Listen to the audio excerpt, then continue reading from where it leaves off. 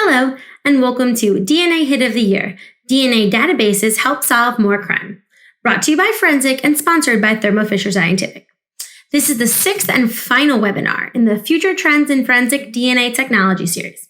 My name is Michelle Taylor, Editor-in-Chief of Forensic, and I will be your moderator. For today's webinar, you can earn 1 hour of continuing education credit. Following the conclusion of the webinar, you will receive an email with information on how to obtain CE credit documentation.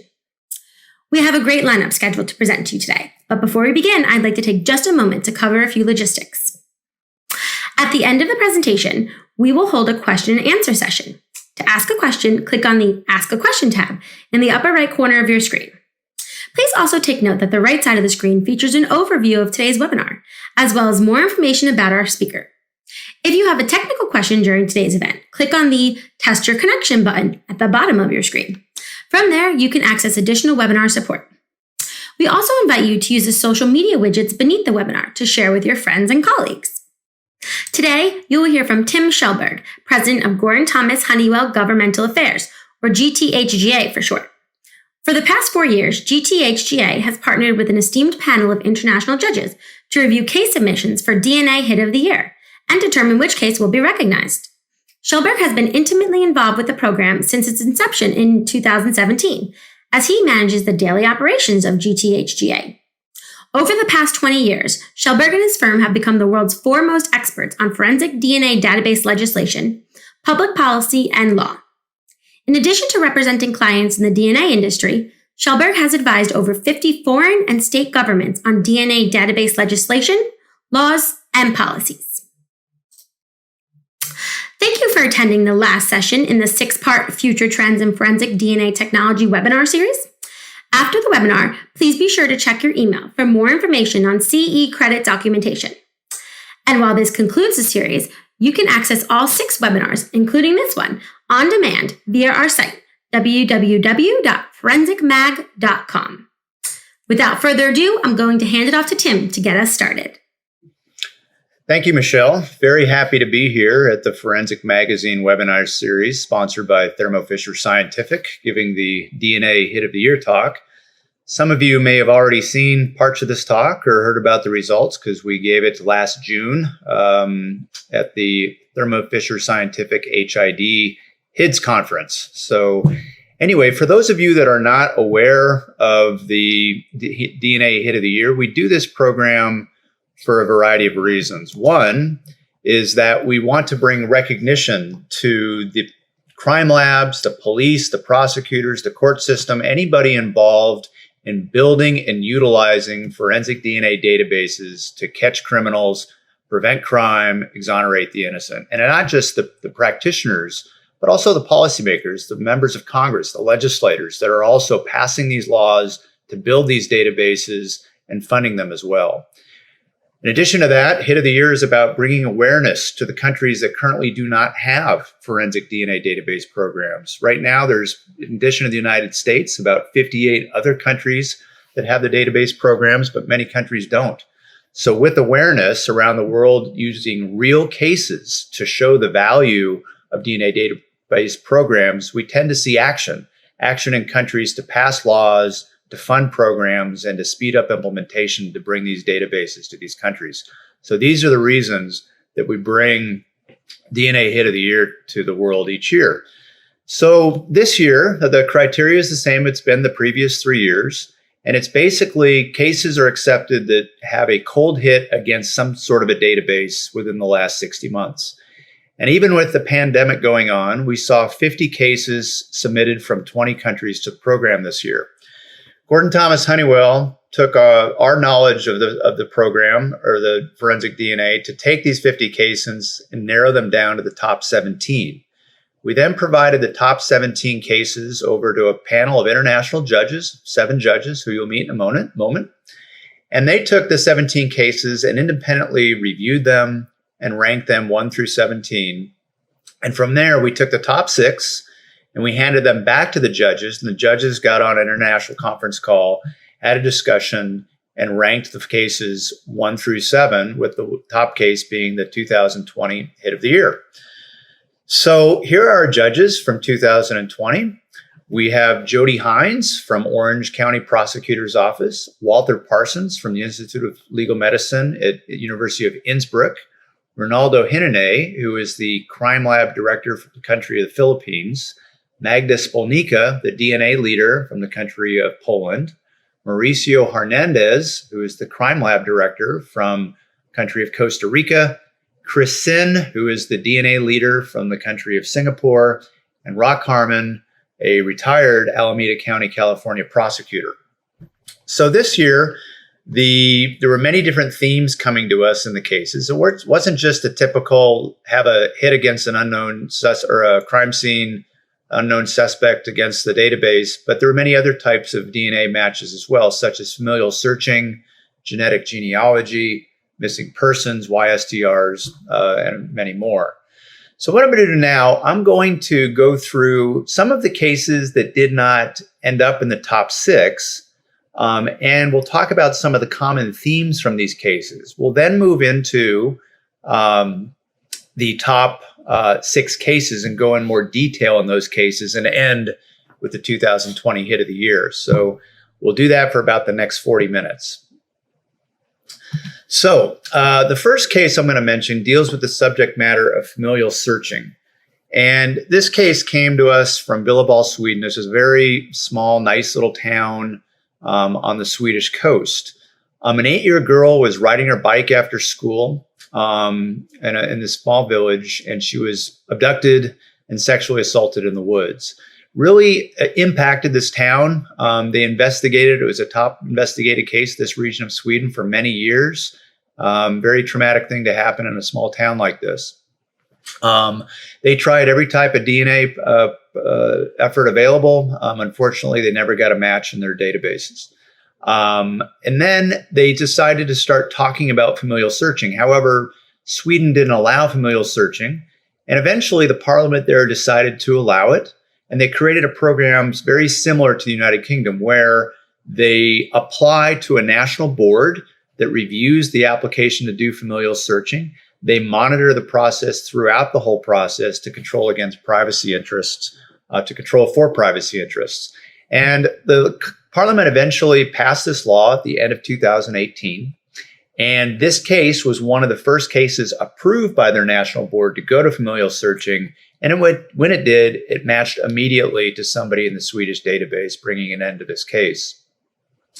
Another familial searching case I want to mention is a little bit different. In Dubai, as you may know, they do have a pretty low crime rate there. But when they do have a crime, they have an incredible DNA lab with incredible people that go crazy on DNA. They do the autosomal, then they move to mito, they do YSTRs, they do everything. And in this case, there was a brutal sexual assault, and they did all that, and they had no results. They then moved to familial searching and ran it against their database and produced a candidate list. But since they had already done YSTRs on the crime scene sample, they decided to add a layer of YSTRs onto their candidates. It hit to one of them. That became the prime suspect, and that's actually who committed the crime. So just an interesting case there, blending of familial searching with YSTRs that I thought I would mention. The next group of cases, I call them the extremism murder cases that were submitted. This first one was the murder of a very popular politician in Hessen, Germany, very left-leaning politician. Somebody had snuck into his home and executed him.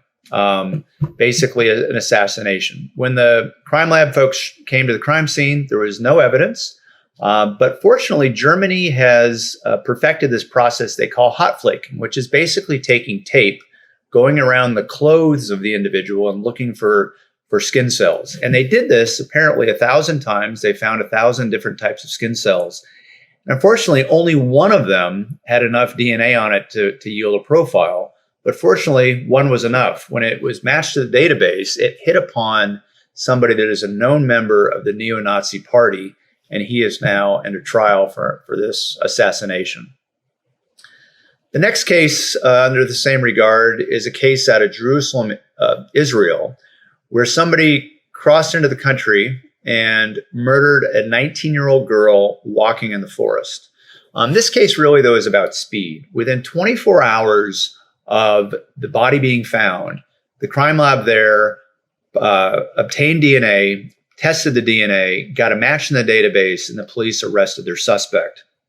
Unfortunately, when they arrest him, they understood his motive. He declared that he came into Israel that night to commit a hate crime and murder a Jewish person. So, but again, this case is really about speed. And you look also at Israel, they're very similar, and perhaps like California, they collect DNA from everybody convicted, arrested, giving them a very high hit rate, which allows them to solve crimes like this. The next category we'll look at is some cases dealing with missing persons. So here in 1970, there was a house fire in rural Minnesota in which a young woman had died. They found remains. Later that month, an 18-year-old girl from University of Minnesota, Minneapolis, was reported missing by her family. It was 1970. They didn't really have the criminal information systems at that time, and these cases went on independently as two separate mysteries. In 2013, the brother of the missing university girl learned about our missing persons program and the national program that we have to identify missing persons. So he lobbied his parents and told them they should submit DNA to the national database and to see if maybe along the way their daughter's remains were submitted to the program and they could get a match and bring her home. Unfortunately, there was no remains to match to, and there was not a match. In 2016, the law enforcement interests in that rural area of Minnesota decided to go test the remains from that 1970 house fire. And when they did, it matched the parents that put their DNA in the database in 2013, and this brought a great result, an end to this mystery. However, I raised some questions about this case. It's not just this case, but perhaps a problem throughout the United States is what took so long. So if you look at the 1970 house fire, we had a missing persons program going back into 2000. Why didn't they test those remains earlier and try to get a match?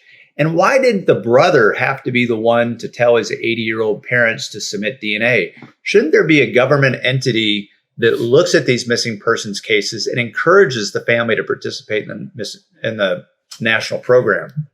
It just doesn't exist in the United States, and it probably doesn't exist in many other countries as well. And I bring you some statistics from the United States to make the point. Right now, there are 40,000 human remains sitting in evidence and medical examiners' offices throughout the country, but we only have 13,000 human remains uploaded to the National Missing Database person into NDIS. Shouldn't it be closer to 40,000? In addition to that, we only have 15,000 families uploaded to NDIS. Shouldn't it be not just the 40,000 missing people that are the remains they have, their parents are probably looking for them, but what about the millions of people that have gone missing over the last 20, 30 years? So I think the problem here is that we simply don't have a focus on it. And what we need is a national institute or something that would encourage the laws, the policies, and the funding to make it so when a person goes missing in the United States, there's action to get them into the database, their family. And also, when there's human remains, there's funding and a process to get those human remains into the database. So I think it's time to start thinking about that in the United States. So let's take a look at a genetic genealogy case. So this case, in 1979, human remains that are chopped up and mummified were found in a lava tube in rural Idaho. They then put those remains into the national database with no matches. And in 2019, they decided to apply it to GEDmatch. They did. They got some matches. And after 2,000 hours of genealogical research, they found that those remains belonged to an 87-year-old, the grandson of somebody that's 87 years old.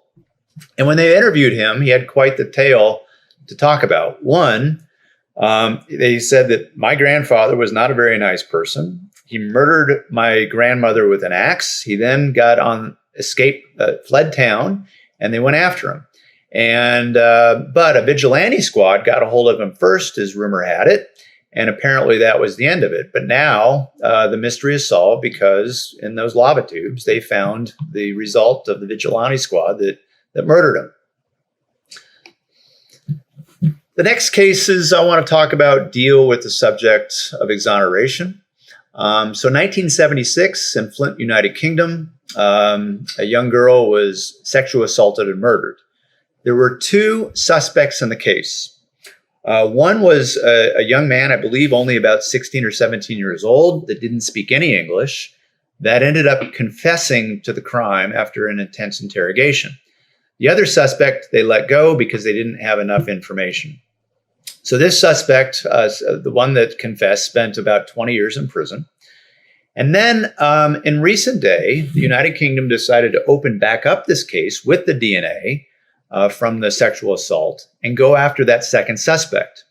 But when they ran the DNA, it didn't match the second suspect. In addition to that, it didn't match the young man that was convicted that spent 20 years in prison. However, it did match somebody else that was already in the United Kingdom database. So this really had a good result. It found the correct person and it exonerated two. But I want to talk about the policy of exonerations with DNA databases because I don't think it gets enough attention. I think in this case, it's the type of case we're used to seeing in the United States with the Innocence Project. They go in, they try to get somebody out of prison that didn't do it, and it's a great result. But what about the value of the databases to further exonerate? And it happens every day because when you have a strong database that hits at a high hit rate, like we're getting in the United States, California's hit rate's nearing 50% now. Because they're collecting DNA from everybody convicted and arrested. But when you do that, think about what happens. Police, they get rather than rallying up the main suspects they want to look at and talk to them and interrogate them and under the threat of being arrested, they don't do that anymore because with a high hit rate with DNA databases, you find the right person quickly and you spare these usual suspects this interrogation, which may lead to arrests and even convictions. So that's how we exonerate. I also think with the introduction of rapid DNA, it takes it to the next step. When rapid DNA is fully deployed in our country, imagine how we will even further exonerate. For example, in a property crime right now, what typically happens is law enforcement, they have a property crime, like a home burglary. They might go interview these 3 or 4 people, make them feel threatened that they're suspects. But with rapid DNA, you'd be able to take that DNA sample from the window, the blood on the window where they broke in, go to the station, run the test, in 90 minutes, they'll get a hit. And therefore, these usual suspects, again, won't be interrogated. And that's how we see how rapid DNA is really going to help with the exoneration objective. For the interest of time, I won't mention this case, but let's wrap up the non-top 6 cases with just some highlights from the program. So this case, we call it the power of Prüm. There were rapes taking place in Czech Republic, Germany, and Poland.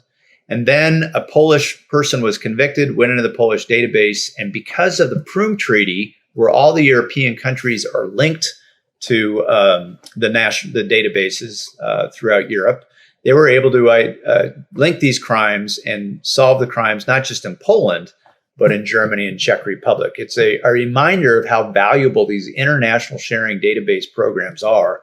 Prüm led the way, and many other regions of the world are now looking at doing similar things. This case, we call it Criminals Aren't Always Smart. So here's a guy in the United Kingdom that staked out a jewelry store in some type of a mall setting. And he tunneled in. And unfortunately for him, he took the wrong turn because we wanted to go into the jewelry store that he scoped out that he knew did not have a CCTV camera. But in the tunneling process, he went the wrong way. He ended up in a shop that did have a CCTV camera. When he came through the tunnel, he pushed himself through. The camera caught exactly where he touched. They swabbed the DNA and arrested him. And of course, it's the United Kingdom, which has the highest hit rate in the world of about 65, 70% sometimes. And that's how they identified him. Here's a case in Colorado that's really kind of a creepy case. This individual committed a stranger rape on a woman, and then years later befriended her, unbeknownst to her that he was the rapist. Got to a position where he moved in with her, and then he got arrested for a burglary because Colorado takes DNA upon burglaries, and he matched to the stranger rape. And the woman is pretty traumatized after she realized what was going on. So it's just a very unusual case. The last case I'll mention here, or actually there's two. Guatemala has been the recipient of international programs the last 5 years to build up their DNA lab and to help them train their people. And it's become a very, very respected laboratory. And just in time too, because they had a big eruption down there a few years ago that wiped out a whole village. And they used that knowledge from this international training and infrastructure building to go out and really attack the disaster site. And we're able to identify to date 60 identifications from this DVI effort. And finally, the case in Brazil to mention here is they're like the United States. They're really growing and focusing on their sexual assault backlogs. They went out and tested a number of hundreds and even thousands of these old rape kits. And when they did, they put this individual into the database, and it hit 31 times to that recent rape kit backlog program. So 31 rapes solved with this one match.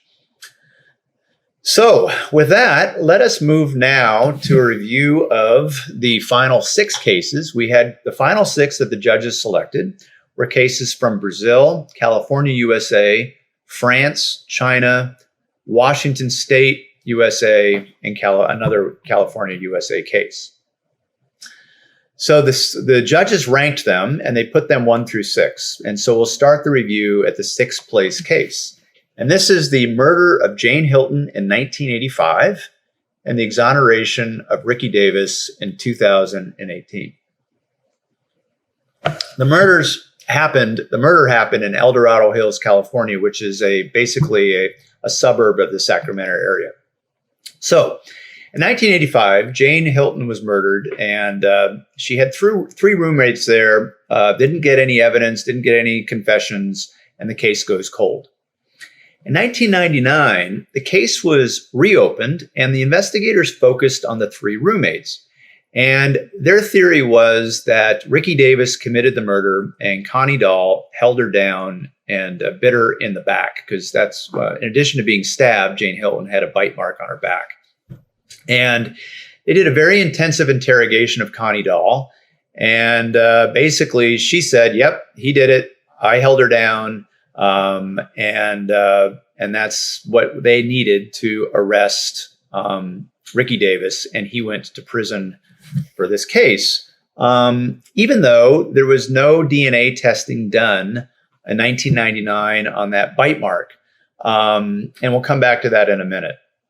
So because the Ricky Davis maintained his innocence and the DNA, looking for DNA from that bite mark was never done, the Innocence Project in California smelled a rat on this one and decided to take on the case and try to get Ricky Davis exonerated. So they worked actually quite diligently with the Sacramento Crime Lab to go after that bite mark DNA, because they believed that if the DNA would be somewhere on the nightgown she was wearing, and if they could see that the DNA does not match Connie Dahl, then they know, or Ricky Davis, they know it was neither of them, and her confession was coerced, which put Ricky into prison. So sure enough, they worked to get that DNA, touch DNA, off that nightgown, and it did not match Ricky Davis. But because they didn't know who committed the crime, and because the way our judicial system works, they weren't going to let him out of prison, but they were going to give him a new trial. But they didn't want to wait. The Innocence Project didn't want to wait on that. So they tried genetic genealogy to find the real killer, which would allow Ricky Davis out of prison before a new trial.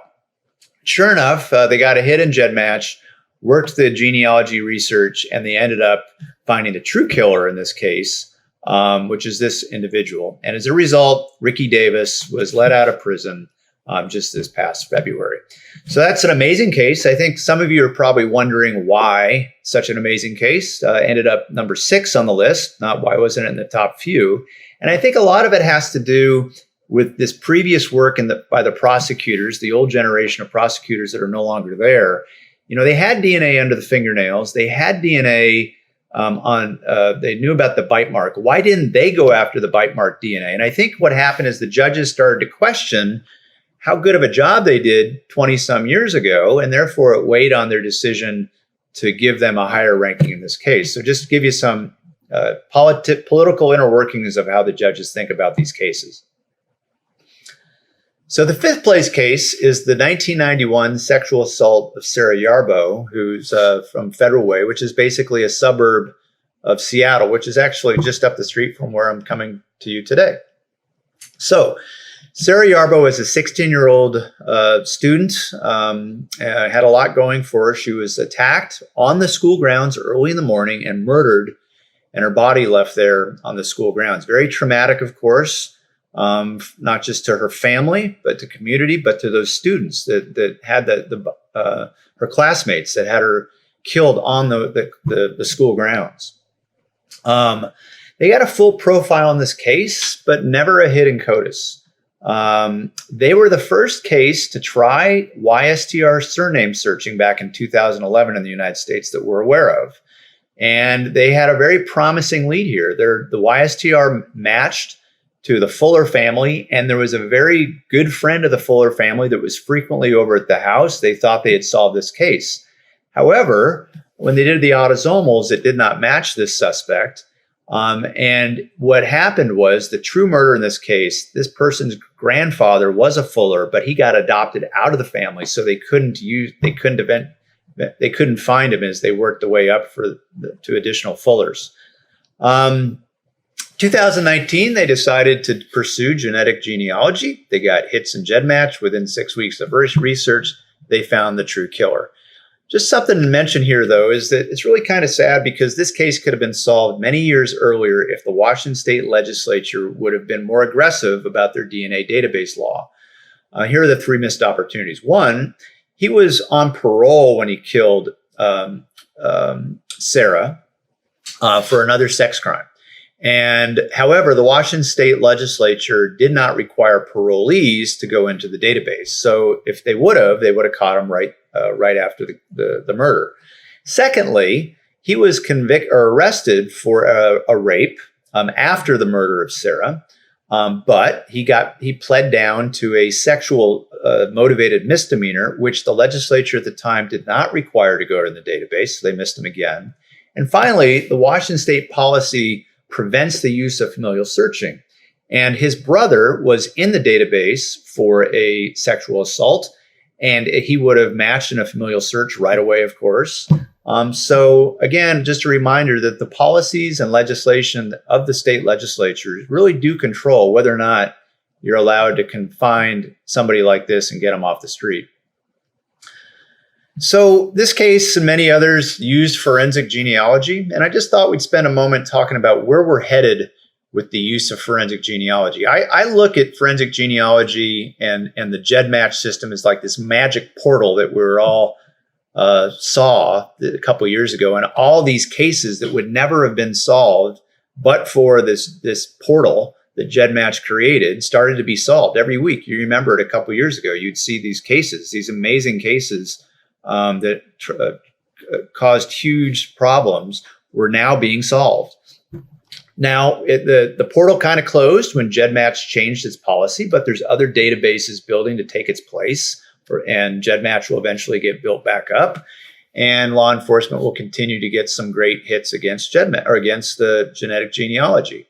But where are we going? I think where we're headed with genetic genealogy is that we've kind of been through these old cases that have never been solved that had DNA, and the bulk of them have now been solved. But I think we're going to start moving to a day forward system, like a plan B. If you don't get a hit in CODIS and it's a serious crime, like a homicide, stranger rape, you go to plan B, which is genetic genealogy. So I think it's going to have a permanent place in law enforcement as this plan B environment for future cases going forward. So let's now talk about the fourth place case, a crazy case from Guangzhou, China, 2008. A mother and her daughter were in a upscale condo in downtown Guangzhou. A criminal entered the condo to commit a home invasion, and it went wrong. And he ended up killing both the mother and daughter. Now, the police came, of course. They got the DNA. They had a full profile, and they put it in the massive Chinese database. If you don't know, China has about 50 million people in their autosomal database, the largest in the world by far. Currently, we have about 85, 90 million people in our databases globally, and China makes up about half of them. Kind of gives you some context to how large it is. In addition to that, China has also built, just in the last 10 years, a YSTR database of between 2010 and 2020, 10 million people are in that YSTR database. So the reality is when they have DNA in China, they're likely going to eventually get a match, if not in the autosomal database, somehow through the YSTR database. And so that's what happened in this case. So they had, of course, had the DNA, the Y DNA from the crime scene. And this individual, June, got added to the database, his Ys, in 2019, and it matched to the crime scene. However, the autosomals didn't match, so they knew he wasn't the killer. So during any normal YSTR investigation, they did the next thing, which is to go to the parent or the father and any of his uncles, and there were 5. So they checked their YSTR or autosomal's DNA, and it did not match. However, they found a pretty curious thing going on, is that the father, the 5 uncles, June, and the killer all were half siblings. So that really raised their eyebrows. They kind of suspected what was happening here. So they went to the grandfather of June and the mother of June and concluded they were the ones that created the killer. And this was a secret child in the family that nobody knew about, and they put him up for adoption. They followed the adoption records and eventually were led to arresting this individual in the Guangzhou airport and solved this case. So very interesting case using YSTRs. The third place case is the serial infanticide case from Woodland, California, a suburb of the Bay Area. And in this case, it's a very creepy case. It's 2007. The remains of an infant boy were found submerged in a metal chest. And he was killed in 1997. And he had blunt force trauma to his skull. And they knew that he was a homicide victim. So in 2018, they tried to go. They put the human remains into the missing persons database and did not get a match.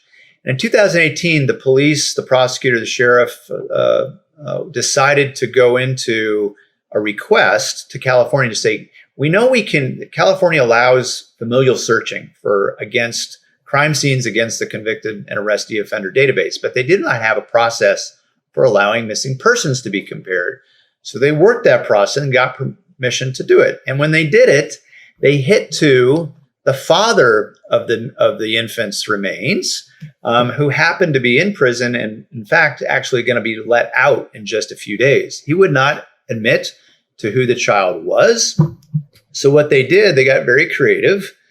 They decided to go after the heel prick cards that are kept in the hospitals for all the children born to this individual and present a court order to do this. And the judge allowed it. For the first time I'm aware, a judge in the United States, maybe there's some others that I'm not aware of, but it's a rare event, allows police to go get those heel prick cards. And when they did that, they tested those heel prick cards, and one of them did match to the body found in 2007. And so they charged him for murder of those remains. But as I said, this is a very unfortunate case. In addition to that, they found that he had 4 other children born to him that have never been heard of since the day they were born. So they now believe that he's involved in infanticide of all 5 of these children, and this case is moving on. You'll probably hear more about this case in the coming years as it moves to trial. So that leaves us with two finalist cases. If you haven't heard who the winner was from when we announced it at HIDS conference in June, the winner of the 2020 Hit of the Year was the Brazil case. However, I want to mention the French case before we get into the details of the Brazil case. And so let's go through the French case. So this case, 1987, they call it the Little Martyr of the A10 motorway. A beautiful little 5 or 6 year old girl was found on the side of the road with her blanket. And she had been badly beaten over the years. They could tell from the way her body had been, the bones that had been broken and healed. She had human bite marks on her body. She had been scolded with an iron numerous times. And in this case, really became the focus of this community and even throughout France during that time. They wanted to know who she was and where she came from. So in 1993, when DNA got its legs, they exhumed the body and to see if they could get any matches in the databases, and they didn't. They then tried, they were one of the first cases, I believe, in Europe, if not elsewhere, to do phenotypic SNPs, 2008. It was a long time ago to be cranking out phenotypic SNPs, but they did it, and they were able to determine that the girl was of North African ancestry. 2013, as touch DNA technology developed, they were able to get DNA off the blanket and got a profile for her sibling. And the good thing is that the French policy allowed crime scene samples like this, where it's probably not the killer because it was a young child's DNA from the sibling. They allowed it into the database. And it's a good thing they did, because in 2017, that sibling was convicted of an assault and went into the French database and matched to the blanket, and therefore gave the investigators the ability to track down the parents.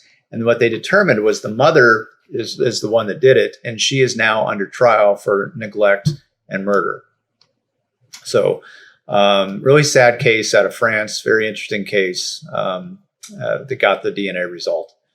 So the 2020 DNA Hit of the Year is a case that's called and known throughout the world is the robbery of the century. That happened on April 24th, 2017. Actually happened in Paraguay. However, the crime was committed by Brazilians and investigated by the Brazilian federal police. So Ciudad del Este, Paraguay is where the crime happened. And it's a place that's actually right on the border, separated by rivers of Paraguay, Brazil, and Argentina. It's also home for the world famous Iguazu Falls, the largest waterfalls in the world. It was committed by this group called the PCC. It's Brazil's largest criminal organization. They have 20,000 criminal members. They're active in most Brazilian states. They focused on illicit drug trafficking and big heists like the one we're about to learn about. They rule over the large infamous favelas in Brazil. And one of our judges even said, this is a real problem throughout Latin America. This is the way they live. They have these large criminal organizations, and it's part of their society. And it's unfortunate that they're committing crimes like this. So here was what happened. The gang of 50 heavily armed individuals went after a transit facility in Paraguay, $40 million that was stashed there. They committed a military-style raid, blew up the building, took the safes, and tried to get away with the money. They created a path of destruction as they left town, and they ended with a 3-hour shootout with the Brazilian federal police. So you can imagine the crime scenes here. There were actually 3 of them. They had the staging house where all 50 criminals met to get ready for the assault. They had the bomb blast where they blew up the building and took the money. And then they had the 3-hour shootout. That's where the DNA came from. From these crime scenes, they had 457 pieces of evidence. You can imagine how stressful that is. I imagine most of you on the webinar today are crime lab officials. If you had a call saying that there's 557 pieces of evidence heading your way, I think that would pretty much be a very stressful moment. And they had from this evidence, they found DNA, touch DNA from the abandoned vehicles and boats. They had DNA throughout the staging house on utensils. They had DNA on weapons and explosives and bullets and blood from the shootout with the police. In all, in addition to that, they also had, from the shootout, 3 suspects were killed. So they had the DNA from them. And they had 8 suspects they captured at the shootout, and they had DNA from them. So all in all, they had 47 pieces or crime scene profiles developed from these 570 pieces of evidence, and they had their DNA from 11 suspects.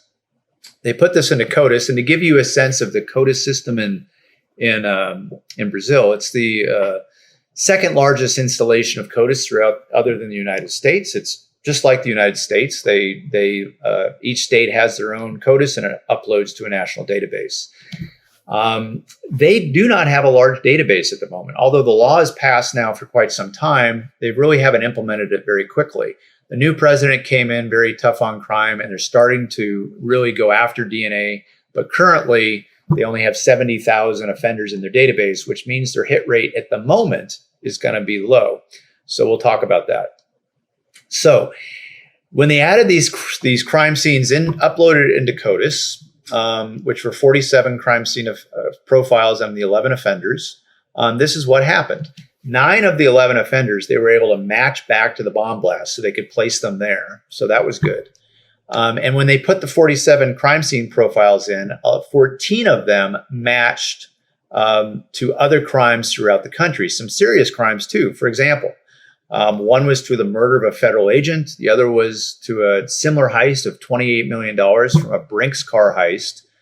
But there were no matches to the database, right? Because as I mentioned, the hit rate's going to be low with only 70,000 offenders currently in it. However, with this investment of DNA going on in Brazil, those hits are eventually going to come because these gang members are going to go into the database. And that's what's been happening.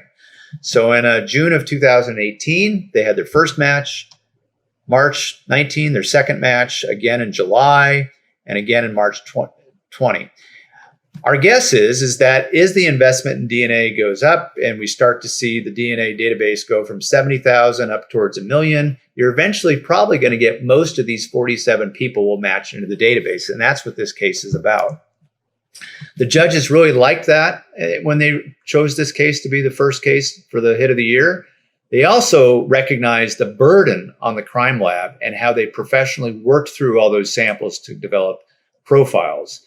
So, and finally, the judges liked the idea that this case, DNA was being used in against these large gangs, which is a great way to solve crime and the use of the database. So that is why the judges awarded this case the 2020 hit of the year. Now, when we have the announcement of the hit of the year at the HIS conference at Thermo Fisher Scientific, we usually fly in the crime lab people to accept the award, and we give them a nice plaque.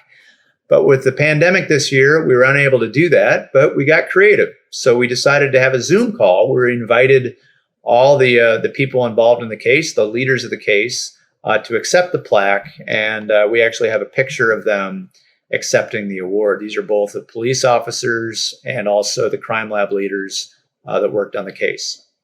So with that, I am going to just give some acknowledgments. First of all, thank you to everybody in Brazilian teams that submitted the case. I also want to thank the DNA Hit of the Year judges. It's a lot of work. They have to review a lot of cases to be a judge, and they did a great job. And also, Kyle Schroeder and Hannah Jones from Gordon Thomas Honeywell that did a lot of the legwork on this year's case or Hit of the Year program. And finally, Thermo Fisher Scientific. They're the ones that sponsor us to put on the Hit of the Year each year, and it couldn't be done without them. It's a big effort. So thank you, Thermo Fisher. Thank you, Forensic Magazine. And back over to you, Michelle, for any questions. Thanks. Thanks, Tim, for that great information and insight. Audience, it is almost time for the Q&A portion of our webinar. If you have not already, please take a minute to ask Tim a question using the Q&A dialog box on your screen. While you think about your questions, we're going to throw up 3 polling questions for you to answer really quickly. Our first one is, how often do you plan to attend a webinar in 2021? Every month? Every other month? Every quarter? I do not plan to attend webinars in 2021.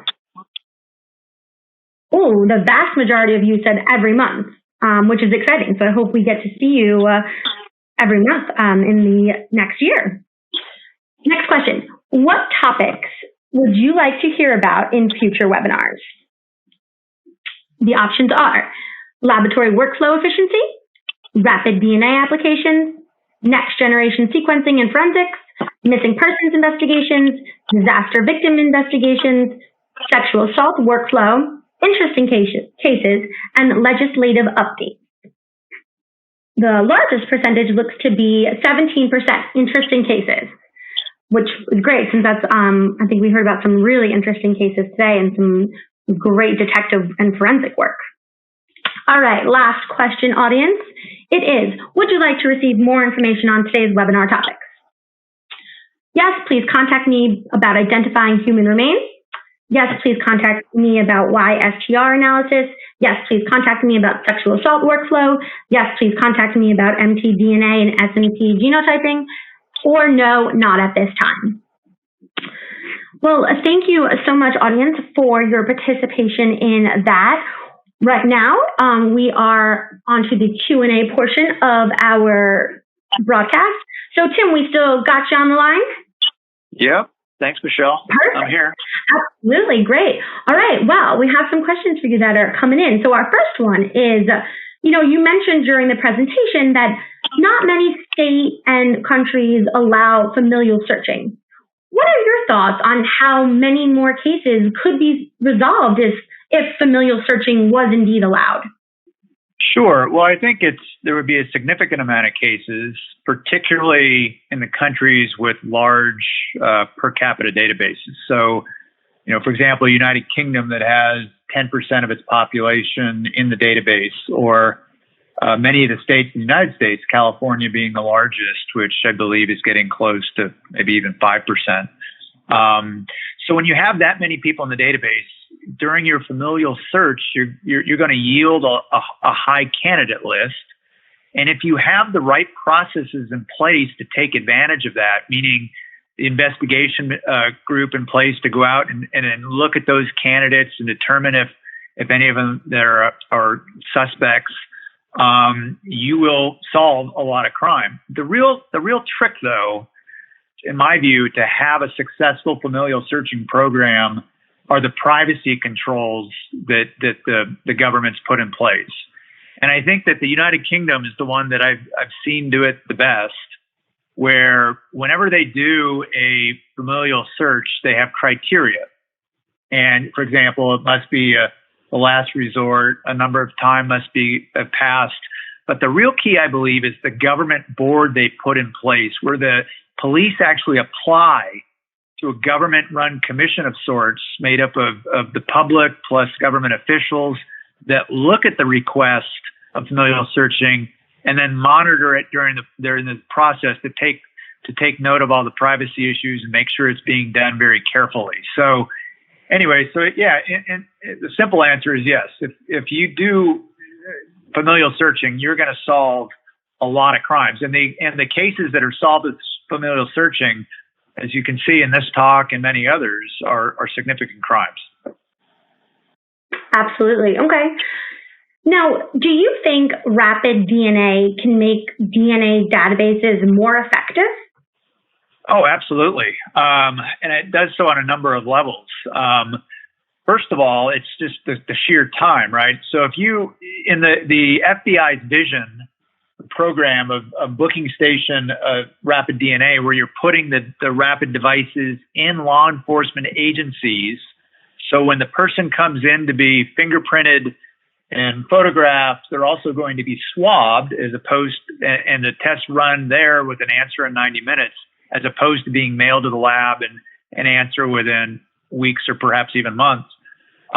So you will get an answer if they hit in the database in your Estes or in some cases Endis as well within 90 minutes. So you'll get more efficiency of identifying criminals much more quickly. But the other side too is that with rapid, you doing the booking station DNA, you take that away from the crime lab, so they can put all their emphasis not just on the simple reference DNA samples, but the emphasis on casework. And we know that crime labs, because of resources, fall behind on the ability to get casework done. So you'll be able to have more resources in the crime lab to work on casework, get those backlogs down, making the hits more efficient. So at a number of levels, rapid DNA will make our databases more efficient. Gotcha, absolutely. Okay.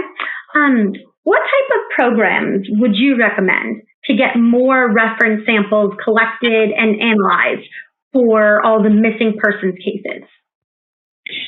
You know, I think I brought this up during that case from Minnesota today, right, where, you know, it was a great case, but why did it take so long? And I think that it comes back to what I said. We need a focus in the United States on missing persons, and we just simply don't have it. We should have a kind of like sexual assault backlogs. We should have timelines and budgets going into doing this. Why do we have any human remains that we haven't tested DNA and put into our national database? And so I think it's time to have some sort of a institute or something that would focus on when we find human remains, the clock's ticking, it must be tested, put into the database so we can compare it to people that may be looking for those missing people. And the second part of that program that I mentioned is that, you know, I don't think there's any real government programs or NGOs out there right now in the U.S. that are pushing for when somebody reports somebody missing. You know, they're perhaps made aware of the ability to submit DNA, but if that was a state or national program where they're given the right information, they're followed up with to submit their DNA. I mean, if we did both of those things, we would have significant identifications of our missing people with our human remains, and we simply don't have it. It's not a priority in the United States. But the sad part about it is a lot can be done with it if it was. Yeah, that's a great point. That would definitely help and kind of bring closure to a lot of these families out there. Next question. If you use rapid DNA, can you get an immediate result if you compare it to a database? And can it also be used to compare evidence samples to suspects? Sure. So let's look at the FBI booking station program and how that's likely going to be rolled out. So you have you know, in my city, Seattle, you have the devices in the Seattle Police Department. You come in and you submit your DNA. They can set it up so it searches against their Estes, and they can get immediate results to see if that person is wanted for some unsolved crime within the state. They could also do it against any local databases in which they might legally are allowed to have. And then it can immediately go up. The vision is that it goes up to Endis and searches there against cases of special concern. They're not going to allow all the database cases as casework placed in Endis to be searched. It would apparently overwhelm the system, so they're going to do significant cases. But you can get these immediate results at your local, your state levels, and also at those special cases of concern at the national level. So yeah, it'll be immediate in that regard. Let's look at investigative leads, for example. You can also, let's say you have a suspect in a crime, and you have the lab has already done the rape kit on a sexual assault, but rather than collecting DNA from these 5 suspects, sending it to the lab, and waiting perhaps a month to get the answer if it matches that casework sample, you could use Rapid to run the 5 suspects immediately that day, and have the lab check it against the casework sample and get an immediate result then. So that's how that can be done. And then, of course, Rapid in the property crimes arena, or these cases where you have single sources, that it makes sense to use Rapid in casework. rapid for casework's not for all crimes. It's for those where you have single source and perhaps outside of perhaps a homicide and sexual assault, things like this. But you could run your property crime against a state database. Can't be uploaded into the NDIS, of course, but you can get immediate results with those types of cases as well. Gotcha. Okay. All right, let's get a couple more questions in here before we hit the top of the hour. What would you say, Tim, is the biggest challenge for small countries or even third world countries regarding creating these DNA databases?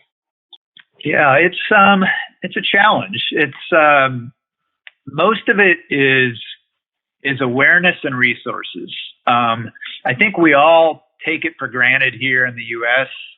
And the Western world that DNA databases are something that needs to happen, and we're going to make solving crime our top priority. And why wouldn't we have a functional criminal offender DNA database operational when solving crime is one of our top government societal goals?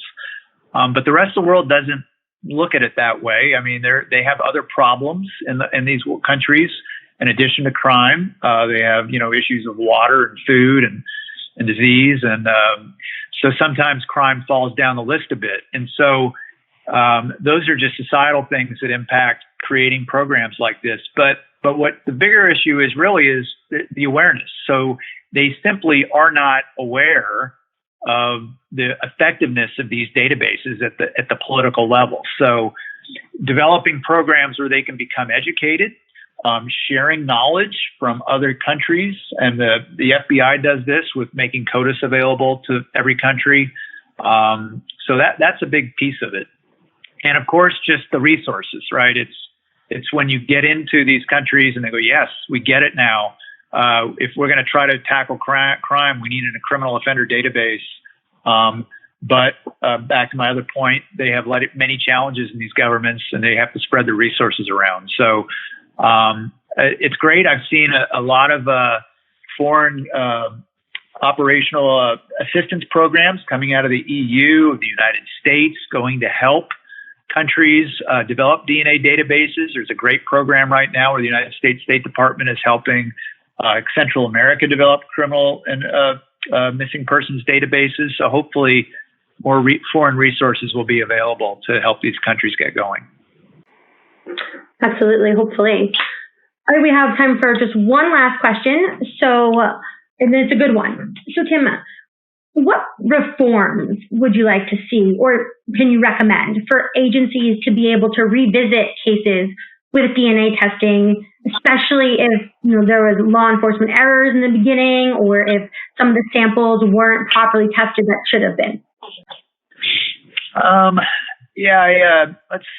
Let's kind of go through that a little bit more and pick ones out that might not be, on the scientific side. I'm not going to be able to comment much on that.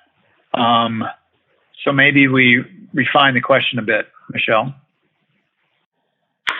Okay. What about how can, if you're a lab manager in a forensic laboratory, how can you play a role in, if there's a case that you want to revisit due to whatever the circumstances may be? How can a forensic lab manager be like, hey, this is the one I want to do. How do I get the resources, and how do I put this on the agenda? I won't comment on that, but I'll comment on what lab personnel can do to make a difference.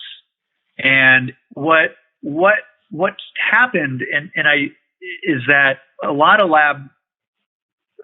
growth in DNA to have the resources you need to make a difference in getting rid of backlogs and making sure you have all the resources you need to do all these cases has to do with the ability to advocate up the chain. And it's really, I think, if you can get yourself as working as a forensic scientist to always push for more and take chances to go up the chain. And I'll give you an example of when we first started getting involved in this in the late 90s. All the lab directors in the United States were pretty coy with going to the legislature asking for all convicted felon DNA databases. They thought it was too risky politically. And what they, so basically the country, there was hardly any databases that did more than just taking from burglars and, from violent felons. But we saw a few lab directors started to get really active, particularly Paul Ferrara in Virginia, and he pushed on the governor to get the law to do more and more funding, and worked on the Debbie Smith Act. So I think I'll wrap this up just by saying, forensic scientists, be advocates. Go out there, push on your crime lab director, tell him you need more and you want to make your program the best, and he needs to make, or she needs to make, forensic DNA resources a priority so you can do all these cases. So thank you. Absolutely. Great advice. Thank you, Tim. And audience, that about wraps up the time we have for today. So thank you so much for your participation, not only today, but throughout this series. And thank you. We'd also like to extend a heartfelt thank you to Thermo Fisher Scientific for sponsoring this webinar and the entire Future Trends in Forensic DNA Technology webinar series. As a reminder, you can watch this webinar as well as the others in the series on demand anytime from our website, www.forensicmag.com. Thank you so much for joining us and have a great rest of your day.